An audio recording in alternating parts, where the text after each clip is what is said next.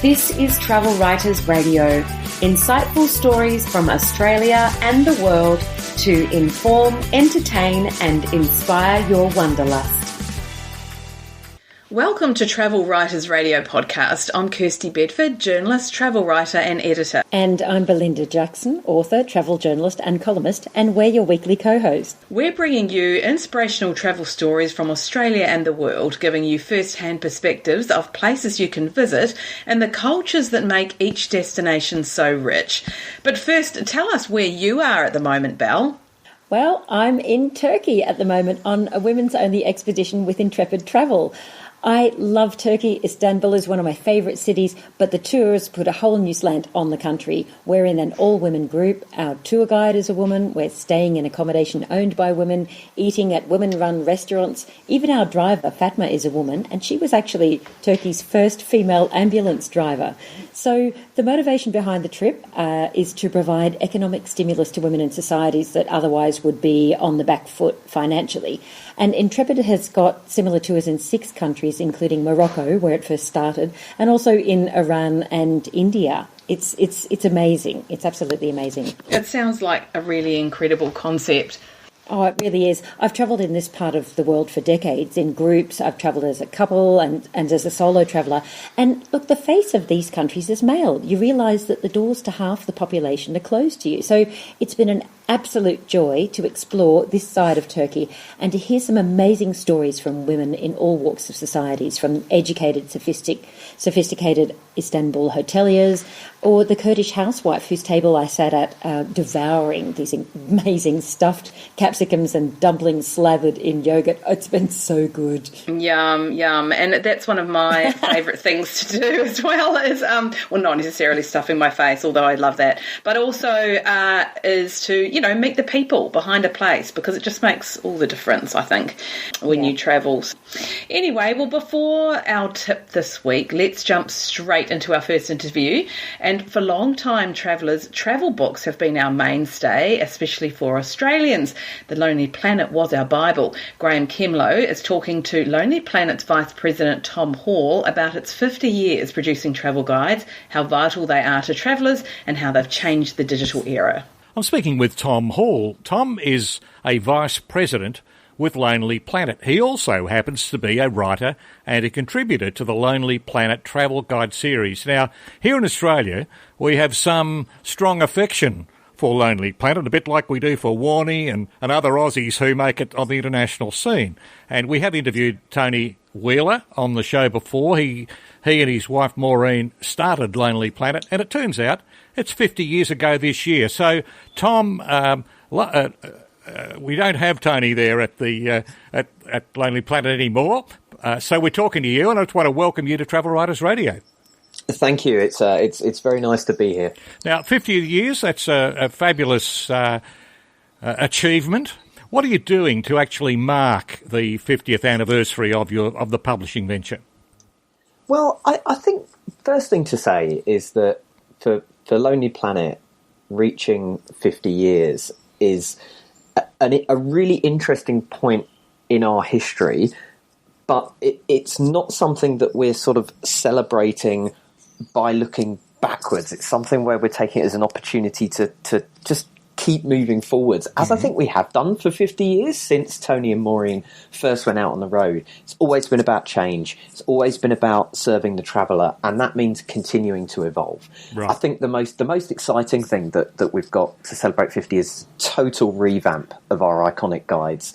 I know we're going to go on to talk more about guidebooks, but the things that travellers want from them, expect from them, continues to change, and we are revamping them completely to meet those needs. We've also got an anniversary edition of our annual Best in Travel publication, and hopefully a few more surprises as we go on into 2023. One other thing that I would say is, and I know Tony's not here, we're so proud that he is, at being the amazing ambassador for Lonely Planet that he always has been. And I know that he's going to be giving interviews, and there's going to be profiles and features, and we're just absolutely delighted that we can continue his work. Well, that's great. I guess I should say that when Tony sold the business. He sold it to the BBC, and I think it's now moved on to a couple of other owners. Am I correct? That's right, yes. Lonely Planet's now part of an organisation called Red Ventures, collection of brands in America that includes the Points Guy, which is another travel brand that your listeners may have heard of, and lots of other companies besides. Okay, so it is exciting, but this is something that the 18 and 20-year-olds who left Australia, like Tony and Maureen did, and headed off into the old Dart usually was a starting point, and then maybe on the top deck tour through Europe. They always had this guide in their backpack. So you're still producing the 2023 version of that, but I guess you've also looked at what is happening in the world of digital change, yeah? Absolutely, and if anybody has swung by lonelyplanet.com recently, I think they will see that we've got a pretty extensive offering there, and like a lot of publishers, we recognise that digital is going to play an enormous part in our future. The shift to having a phone as the principal reference source and the principal mapping device when a lot of people are travelling, it means that guidebooks aren't necessarily the key source for practical information, and I just emphasise practical information in that. I think that's a really significant thing. I think we all recognise that.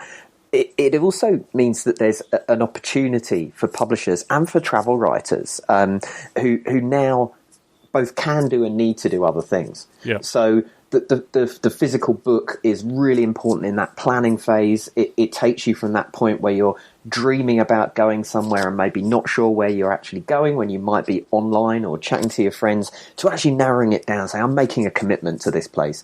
Plus, as I'm sure all of your listeners will agree, there are plenty of places in the world where mobile phone roaming charges are pretty significant. And the idea of having something that isn't going to run out of battery, that can be trusted, particularly somewhere where there's a language barrier, a cultural barrier, a guidebook is still hugely useful in that context. But it's also in the context of digital and print together. Yeah, I understand, and that makes an awful lot of sense. Do you actually see diminished sales of your books, or is it made up by the sales of the app? How do you measure the two? Is it 50-50, or what are you finding? Well, I think like everybody in travel, we look at the year before COVID as a really important benchmark for us, and like a lot of the world of travel generally, we are, from a guidebook perspective, we're pretty much there. In some cases, we're north of where we were there when it comes to print. Now that is fascinating, because I think what it testifies to is the robustness of the demand for travel, which I think everybody talked about through COVID as being there.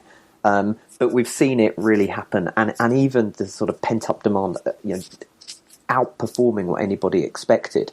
But I think it also is testament to the way that people require information and the things that they might use a print product for, that also being something which is enduring. Now, that's obviously really nice for us and other publishers, but I think it's really important to see it in this context of, yes, that's true, but also the things that people expect from a publisher like Lonely Planet, they continue to change, whether that's about the information I was just talking about, but also the way in which travel is approached and the type of person who you are looking to give you that information. Right. So just to sort of get to practicalities on this for a minute, if you've got the app on your phone, and presumably it ties into Google Maps to give you accuracy as to where you are in the world, do you provide live updates on product, or how up to date is the material that one can extract from the cloud, from Lonely Planet's cloud? So the first thing to say is that at the moment, Lonely Planet doesn't have an app per se. We have the ebooks of our guides, and we have our online experience at our website. Right. The site is clearly the place where people are coming and they're looking for, I think, firstly, broad inspiration on destinations. So maybe when they come to us, they're thinking, oh, I'd like to go somewhere in South America, somewhere in Southeast Asia, somewhere in Europe, not sure where, and I just want to sort of snack on that, so inspire me completely. Right. So at that point, we give people the ability to do two really simple things. Make a profile and save information. So when you're clicking around, if you find an article which gives you 10 amazing things to do in Vietnam, you think, oh, I don't want to lose that, I want to keep that. Okay. That over time grows into a profile of information. Now, when people are actually out on the road, that's when they're in that process of building up to that point, that's the thing that we're building for right now. Right. So as the year goes on, I think we're going to have some surprises and some developments in that space, which is really speaking to this idea of, I would like something which is as comprehensive and helpful as the print product, which is on my phone, which is updated live, and as you say, hooked into some of those features that you're talking about. But I think it's also really important to just note the role that a publisher and a provider of guidance would play in the overall information need. We're never going to be Google Maps. And we're never going to be some of the other sources that are just so universal. Lots of people actually plan what they might do on a particular day using Instagram, for example. That's not a niche that we're going to fill because somebody else fills that niche. Yeah, sure. We actually see our opportunities elsewhere in that. Okay. But if you used to buy the Cambodia guide, for example, is the information in that how much of a country can you fit on a phone? Or can you store on your phone, or is it sort of how long's a piece of string? It is a little bit how long's a piece of string, because the information that we provide for Cambodia today is by nature one that is selective, it's curated, it's thoughtful for the needs of travellers today. I think the opportunity that's there is to look at that in a variety of different ways and say, okay, how does that break down into an itinerary? Where does Lonely Planet start with providing that itinerary? Yeah. But at some point, do we hand that over to the traveller and they can say, all right, that's fine, but actually, do you know what I'm really into? I'm really into craft beer, or I'm really into beaches, or I'm really into history, and I want more of these things, and I want to add them in, and I want to sort of make my own thing. Okay. I don't think we know all the answers on that at the moment. That's part great. of I can tell it's evolving. From a travel writer's point of view, and you're one of them, we're obviously interested to and pleased to hear that Lonely Planet is still commissioning writers, because I speak to a few of them around the world, and they're in all sorts of weird and wonderful places, let me tell you. I found a few of your team, and it's great that you are still getting information like that and not relying on chat GP, QRFT, whatever it's called, to generate material, right or wrong. Contributors are absolutely everything. And, I think one thing that's really interesting for us is lots of people who, we speak to when we're doing our research, they have expectations that are twofold about our contributors. That increasingly they are based in their destinations. That actually works from a Lonely Planet point of view, because it means that we're not talking about having somebody go to a place once a year or once every 2 years. We're talking about someone who's always there and always on. So if there's someone to check out, you're not bound by that publishing cycle. You can actually do that whenever you want to. Now we want to move more and more towards that. The second thing is that it's somebody who isn't just a writer. So, the world is very visual, whether we're talking about video, whether we're talking about images for TikTok, for social channels, etc. There is a need for contributors who are very multimedia savvy and able to do that. Now, part of that comes from Lonely Planet and other publishers in terms of saying this is what we need and here are some tools that might help you get there. Part of that is actually finding these people. And I think, as you know, there are a lot of people out there who want to do this. How can we take that aspiration? How can we take the experience in maybe one or two of those areas and make those people into rounded contributors, not just for Lonely Planet, because I think that travel writers by nature have sort of portfolio careers. We do. But for other people as well. Yeah. No, that's great, Tom. And just finally, do you think the book will ever go away? Could you imagine you'll be publishing another book, hard or soft cover, in 50 years, another 50 years?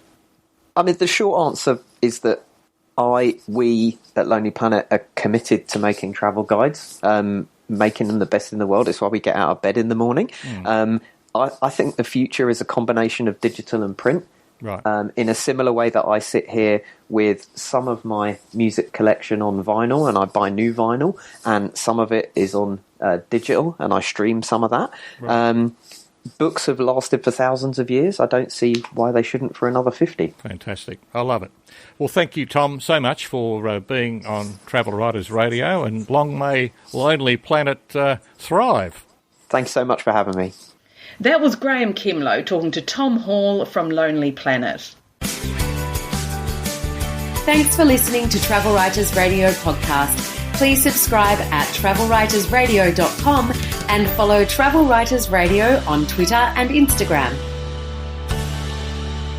So to our tip this week, and it's all about baggage, the suitcase kind, and the things you need to do to make your life easy when you're travelling with baggage. The obvious one is to make sure if you book different airlines on the departure and the return that they have the same allowance, because it's easy to get caught out on that one. You think you have a certain amount one way, and then you realise on the way back you don't have as much, which I think can be more devastating than that, especially when you want to bring things home. And also, some airlines also do allow, say, 23 kilograms, and then that doesn't mean that you can split it, so that's another thing to possibly look out for. And unfortunately, we've also seen all these images lately of bags being mishandled and flights being cancelled. We had our flight recently cancelled to Thailand, and that does cause some stress, worrying about if you're going to get your baggage at the other end. In the US, actually, the majority of airlines are now using technology for tracking. So another option, Belle, is to use your own e-tag. That's another option, and they do work without Wi-Fi by using Bluetooth. Well, a third option, actually, Kirsty, is using carry-on luggage only. So we had this conversation offline. So about how a light or heavy packer you are. Where do you fall? Which side do you fall on the fence? Well, you know which side I fall, because we talk about this. But yes, I struggle to pack lightly, so carry-on isn't really for me. I could do it for an overnighter, and but as you know, that's about it. So, but you can have actually managed to do it going quite far abroad, haven't you, Belle? I was in Europe, yeah. So look, I'm like you, I'm a heavy packer, but recently in Europe I had 6 days in freezing Paris and hot sunny Monaco with carry-on only, which included my laptop and camera. So I'd left my big bag in London, but I was pretty proud of myself. I mean, you know, there's certain rules that you follow. You wear your heaviest clothes and carry the jacket on with you, and you pack outfits, not just random clothes, so you don't have excess stuff that you'll never wear.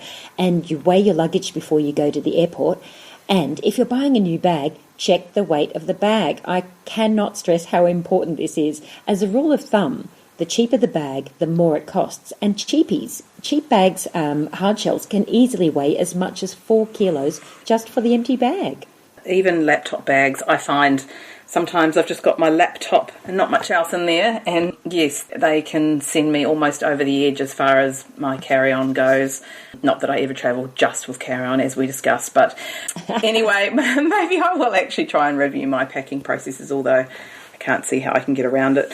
But there was news actually also recently about Air New Zealand talking about weighing passengers before some flights, and that's apparently to do with safety and efficiency. And although it's voluntary, it's not something I think I would be keen to do. I certainly wouldn't be putting my hand up to be weighed with an audience and my bag. In front of everybody. Well, Jetstar's notorious. I mean, Jetstar's notorious for doing spot checks at the gate, but that's for your luggage only, not for you jumping on the scales. But that definitely keeps you on your toes, and in terms of, you know, sticking to the kilo limits. And they do it while you're queuing to board, so it doesn't cause any delays. And I can see the rationale behind it. You know, when you see the liberties of people with their enormous carry-on that they're trying to shove into the overhead lockers, and you know, the heavier the plane, the more fuel it uses. So I used to travel super light and nimble as a backpacker. I even had a tent in my bag. Perhaps it's time we streamlined our lives again, Kirsty, and our packing. Kirsty Bedford talks to luxury travel company Abercrombie & Kent and their Africa guru, Patrick Clementson.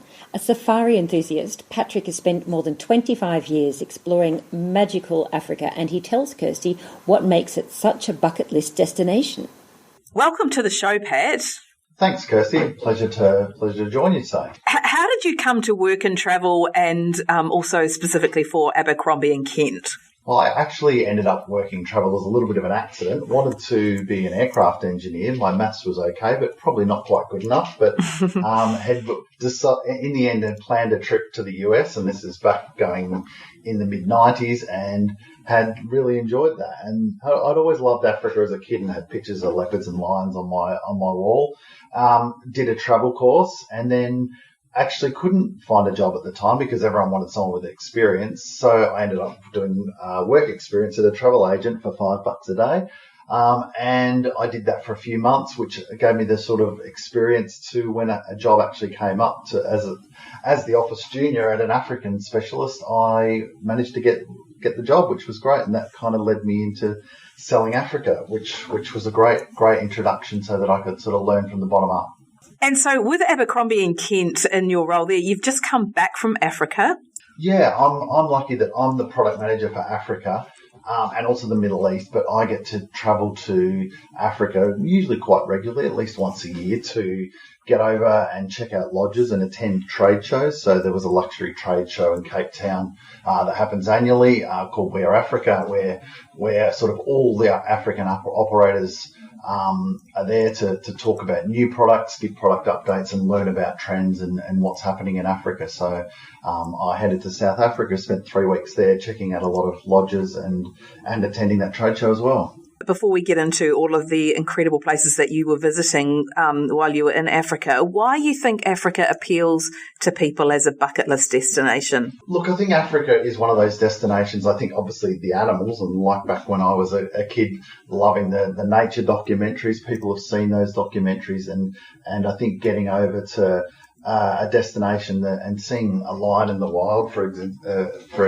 example, has that sort of real allure, and it is amazing to get to these wilderness places that haven't changed for thousands of years, and that's I definitely think is one of the real bucket list attractions of Africa. And you've also got the people as well, which is totally underestimated. The African people are lovely, welcoming people, and that's often something that when people come back from visiting Africa that they didn't necessarily think about, but it's certainly something that really has a big effect on people when you're over there. So are those some of those sort of local immersion experiences, authentic sort of experiences, things that people are increasingly wanting to do now? Yeah, I mean, it's one of those things that can be a little bit difficult in that, like, you do need to make sure that it is an authentic visit, that you're going to somewhere that's not set up for people and not just aimed at tourists, and that's something that we're very conscious about. But there's definitely interest for people to go and see some of the local people and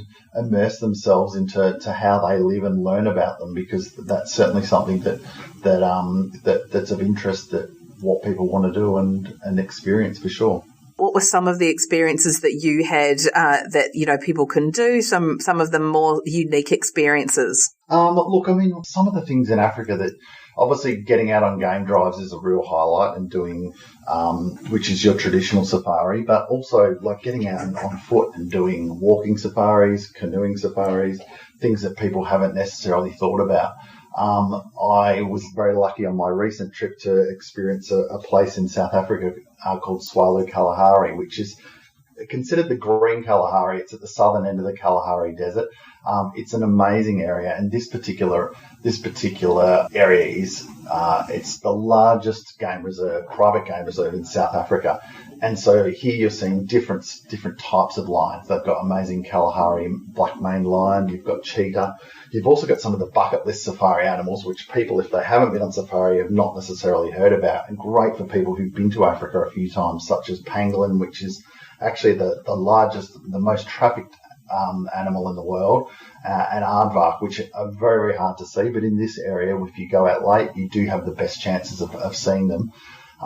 They also had a really unique experience in that they actually have a Michelin-starred restaurant on their property, which is something that's that's very, very new to the safari industry. It's getting a lot of buzz in South Africa, especially. It's their first Michelin-starred chef who's created this restaurant, and the experience was phenomenal. And everyone who stays at this particular lodge does get to do this once during their visit. Amazing. That certainly adds another element to it, doesn't it? And is that how you see sort of safari stays are obviously changing, and that's what people are sort of seeking more of, is having more of a luxury experience as well as being able to go on safari, going out all day on safari, seeing incredible wildlife, interacting with the local culture, and then going back and staying in a beautiful lodge with a Michelin-starred restaurant? Look, I mean, that's probably... Yeah, I mean, the level of accommodation has definitely gone up a notch in the last probably 5 to 10 years in Africa. But we do see a real mix of guests who want that throughout their stay, but also are happy to do glamping experiences as well, so under canvas, and mix it up and stay in a real sort of a variety of different types of accommodation. And again, from food levels, the food is going from tasting menus in camps, but also some really good home-cooked style food as well. So, I mean, I guess it depends on the guests, it depends what people want to do, but a real mix as you go through a different itinerary to experience and get that local flavour and try local food as well throughout the itinerary. What are some of the other places that you can go to if you had Africa on your bucket list, and experiences that you can have sort of in very specific places? Oh, look, I think the best place to start off with, if you've never been to Africa, the iconic African experience is to head up to East Africa, where you've got the Masai Mara in Kenya, the Serengeti in Tanzania. That's where you've got those real iconic places, and people, if they've seen the movie Out of Africa, it's those wide open plains with acacia trees, and that's the perfect place to start. And it's primarily centered around game viewing by vehicle up there.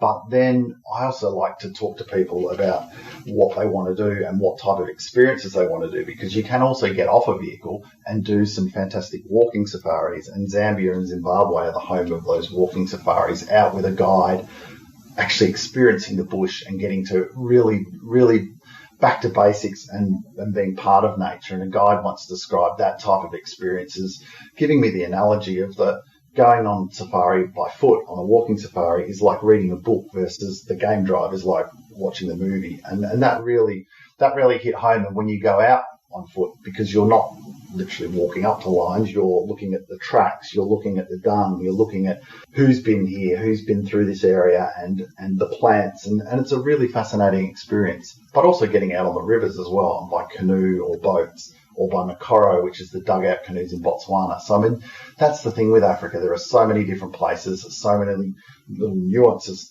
between the different areas that's why it's great to sort of get a feel for what people want to do. Is it just pure game viewing by vehicle that you want to do, or are they open to really experiencing the destination and sort of doing different things? And what is it what else is it about Zambia specifically that really sort of captivates you? Oh, I think the guiding is a real highlight there. I mean, the guides are very well trained.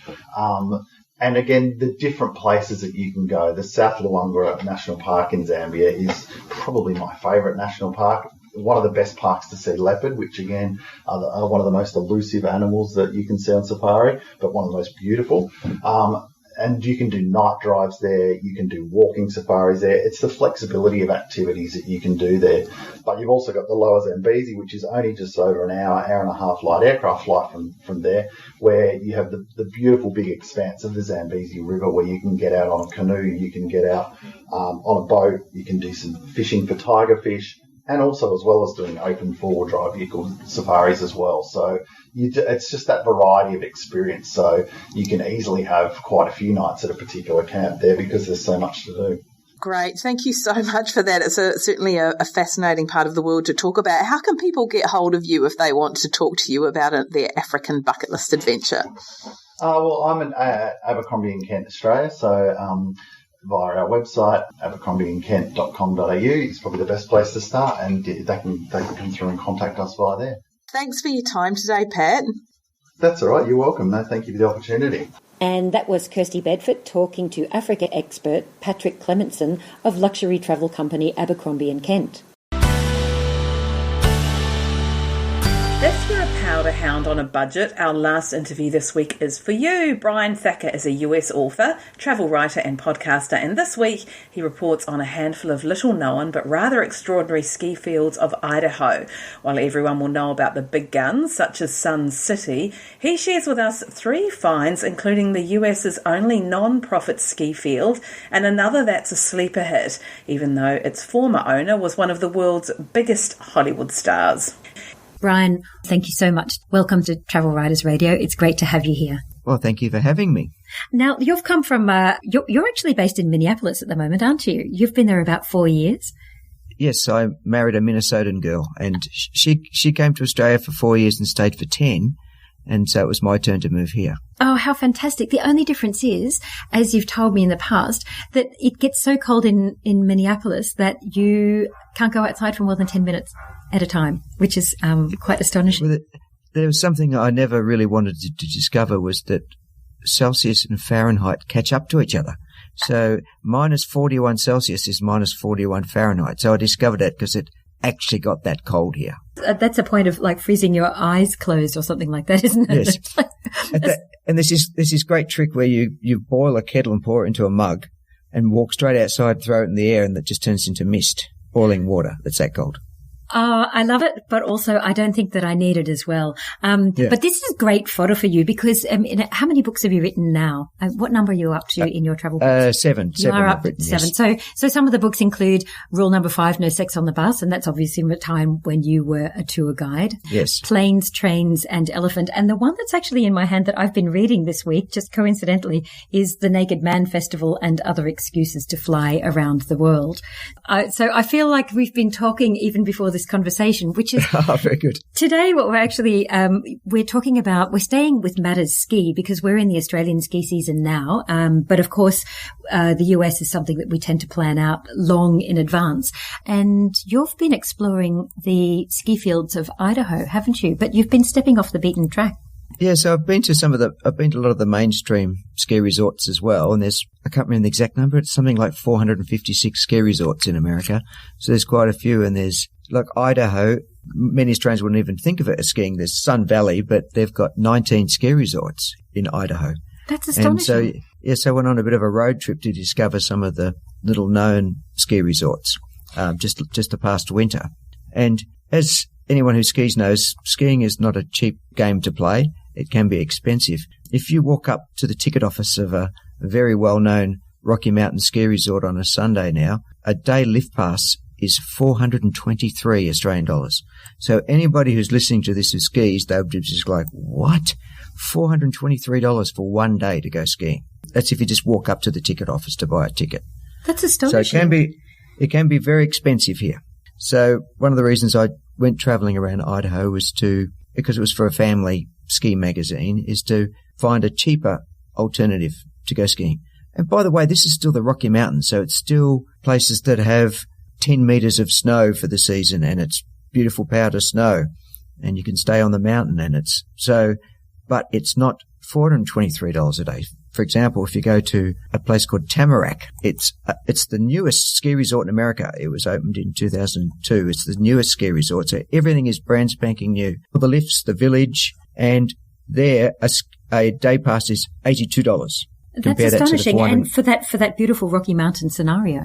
Yeah, so and then what comes down is accommodation ends up being cheaper. Food is cheaper. Ski hire is cheaper. So everything, when you add up all those numbers, as Americans say, you do the math, it works out to be, a good budget-friendly way to ski in the US.